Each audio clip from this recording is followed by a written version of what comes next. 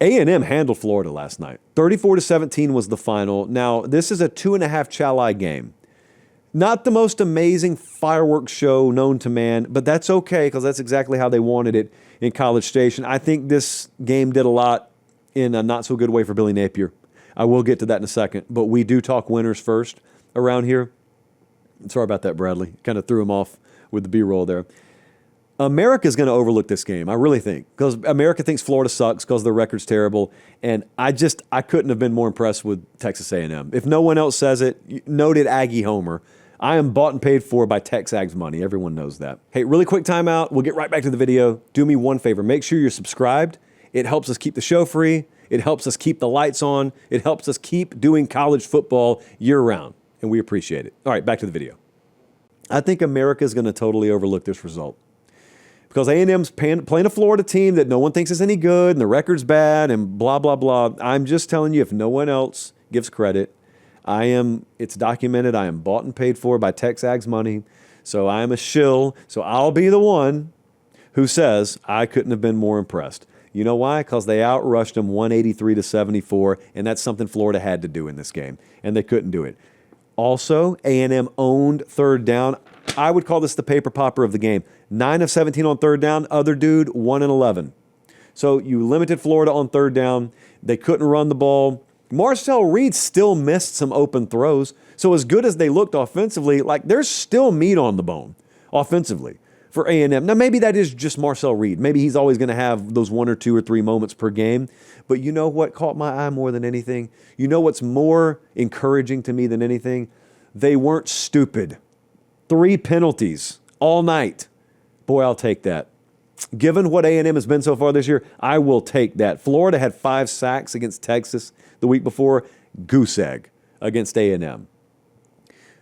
If you're looking at how this team is taking shape, they've already won multiple kinds of games. We've talked about that before. They won a shootout. They've won slugfests. This one was somewhere in between. They are a multifaceted team. They are a toolbox team, as we call them. They are a dangerous team, and they haven't peaked. They're continuing to improve. More on them in a second. This felt like a last gasp sort of game for Florida. I don't know how it felt to you, but they had 157 yards in the first quarter of this game. They had 162 the rest of the way. So they just ran out of gas. And my great unknown coming out of the Texas game is that the new Florida? So did they hit another gear, or was that just a one-off? They didn't play terribly last night, but it looks like it was a one-off. And I don't know that Billy's going to be around much longer. Again, I love Billy Napier, so I don't like talking about that. But I did wonder what the effort would be. They fumbled the ball 4 times last night. They recovered 2 of them. It could have been worse. Second half drives, this is not the Sarah McLachlan special. We're saving that for later in the show, but their second half drives went -3, -3, 14, 11, -1, 47, -3, 31, -2, 32. Yeah, it's not good enough, and now Florida's 2-4, and there are more losses coming. A&M has it all in front of them. Like, they're undefeated. They're undefeated. Does Marcel Reed keep progressing? Okay, that's the first question. Number 2, is their defense consistent enough? Now, there could be a week where defense gives up 31, but that's okay because offense hangs 38. They are that kind of complementary team. They are that. This is not LSU. To this point, like LSU's known, we need standout defensive performances because we're probably not going to score enough. Well, that has not been A&M. Now, teams evolve. Some teams progress. Some teams regress. That's the big test for Mike Elko year 2. Every time you got a returning coach, a returning staff, year 1 to year 2, that's the great hope that the mortar between the bricks hardens to where, hey, a lot of these are the same guys we had last year, but boy, we look better. And we infused this team or this wall of bricks with some good bricks. Yes, you did all that. That's what a major program does. Now, as we all know, the internet has taught us Texas A&M cannot win a national title. We all know that. Why? They never have. And what's the other evidence? We don't have any other evidence. That's all you need. That's the only evidence you need. I'm like, okay. How much gas was in the tank for Florida was what I wondered. Not enough. I think Napier is likely out. That's not my opinion. That's talking to people around Florida today. I think Billy Napier is going to be out. It may be after this upcoming game and they've got to bye, but I do believe that he's going to be out, and I do believe the Florida job's going to come open.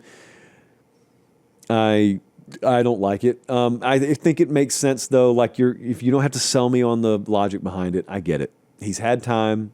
The result's not good enough for you. I get it. This one would be infinitely less egregious than James Franklin to me. So if that's the way it goes, that's the way it goes. I love Billy Napier, so I'm not gonna trash him. Do I play favorites on the show? Absolutely, I do, and that's one of my guys there. But it is a bottom line business, and the bottom line there is it has not been good enough. So I understand it. I do get it, and I think you'll see action on that front in the not too distant future. If you are looking to get to any of these games, and it is the year to do it, just a quick reminder. A lot of you asked me for this promo code on Saturday mornings. Apparently, a lot of you wait till Saturday to buy your tickets. I can get you a discount on this stuff. So if you're going to use the secondary market, like if you're not meeting your Uncle Eldrick in the Arby's parking lot in Tuscumbia, if you're going to use the secondary market, use SeatGeek because I can get you 20% off. So if you go there, buy tickets. It could be for a concert for all I care. Hopefully not on a Saturday in the fall, but you get my point there. So go to SeatGeek, make your purchase. If it's under $200, I'm going to get you 20% off. If it's above $200, I'm going to get you $20 off. All you have to do is enter the code PATE10. That's PATE10 in checkout. That's it. There's no catch. You don't have to sign up for anything or anything like that. We're just trying to get you a little help. Reminder, just another reminder. I know I'm saying this a lot tonight, but I know we got a lot of people watching the show that don't normally do it. This show is free year-round. It's just college football year-round. Do me one favor and subscribe to the YouTube channel. And if you think you're subbed, check and make sure, because our internal data suggests a lot of you think you are and you are not. And it's free. It doesn't cost you anything. It doesn't sign you up for anything. It just helps us.